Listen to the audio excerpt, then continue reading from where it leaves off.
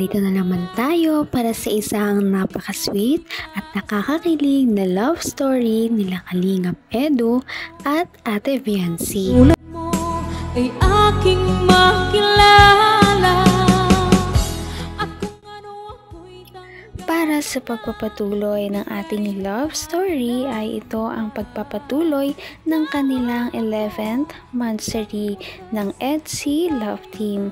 At dito ay may hindi inaasahang moments na mangyayari sa kanilang date.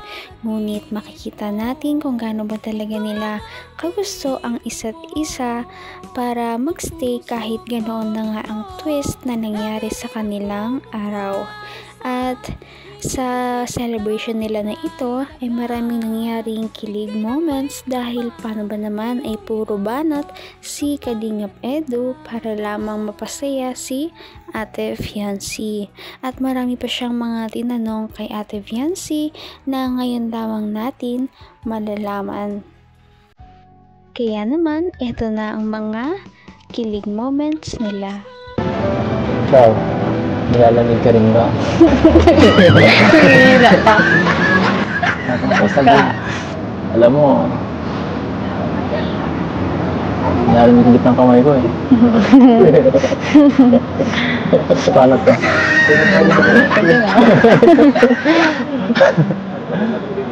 Paano to?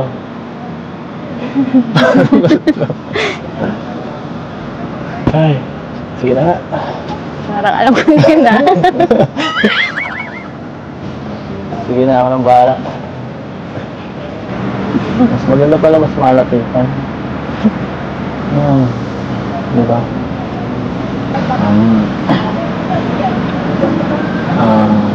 Viancy, may tanong ako. Kailan mo ako sasagutin? Pambihira ka. Sasagutin ka dyan. Bakit? Okay na tanong naman yun ah. Naalala ko lang. Sinisigurado ko lang kung malay ko ba, matagal din yan. Ano mo naman, medyo malayo ang agot natin. Magti-30 na ako. Dami, di naman nalata. Kailan nga kaya sasagutin ni Ate Viancy si Kalingap Edu dahil pang 11th monthsary na nila ito? Kailan kaya siya papayag na magpaligaw kay Kalingap Edu para naman matuloy na ang kanilang love story ng hindi lamang love team kundi pang totoong buhay na?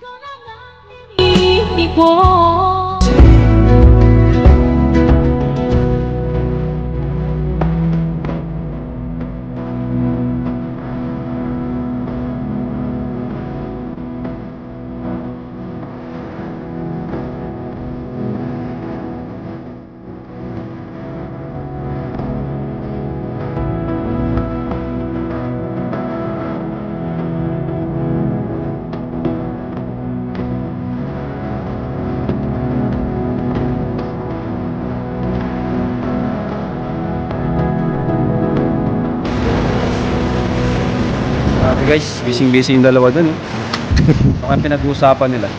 Pati mo ba, pinag-uusapan nila? Baka about sa future. Malalaman ko na lang yun pag nag-edit na ako. Hayaan muna namin sila guys magkaroon ng quality time. Kasi Mansari naman. siyempre as love team or not na lang, love team lang pala. Or it's real na Sa kanila talaga. naman yun, normally. Pero siyempre, dito tayo, kinag-guide pa rin natin sila. Lalo sa Viancy, di ba? Since,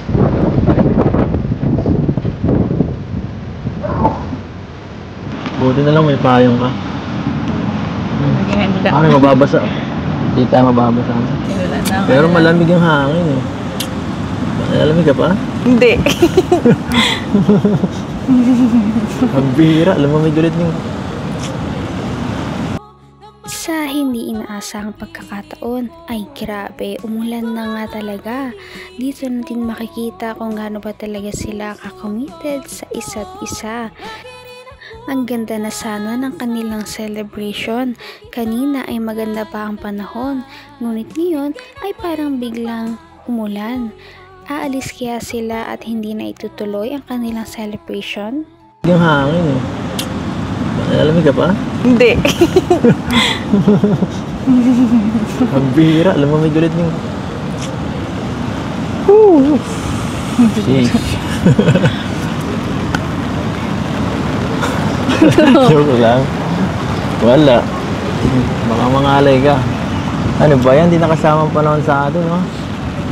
Ay, mansari pa naman, no? Ayaw ata sa atin ng tadhana.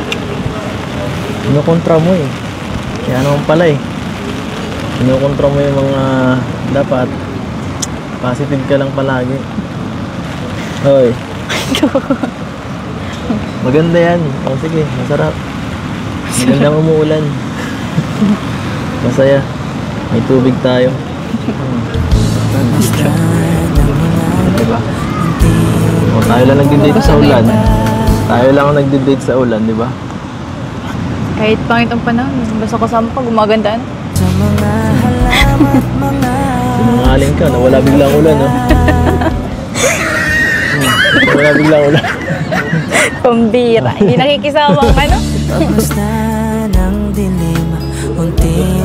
Nawala ulan, anong ginawa mo?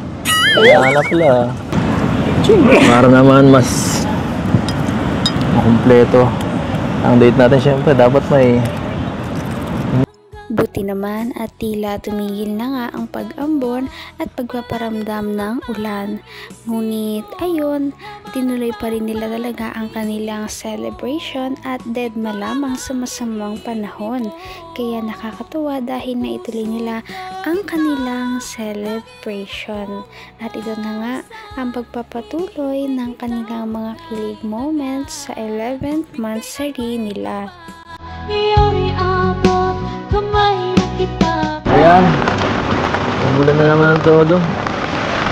Ganda naman. Ano ba naman itong panahon na to? Pamalag bago. Sige na. Basa na akong basa. Okay lang, kahit mabasa. Sige na. At least, basa kasama. Kasama mo ang kalantin mo.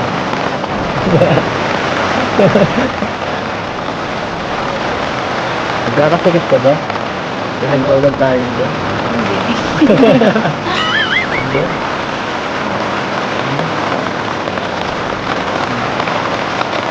Huwag ka mo mag-date sa ulan? Kami lang siguro gumawa nito. Mag-date sa ulan. Mag-date sa ulan.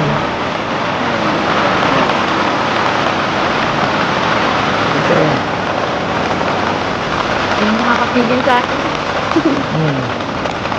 Mama mo lang. Mama mo lang. Sige lang, safe lang.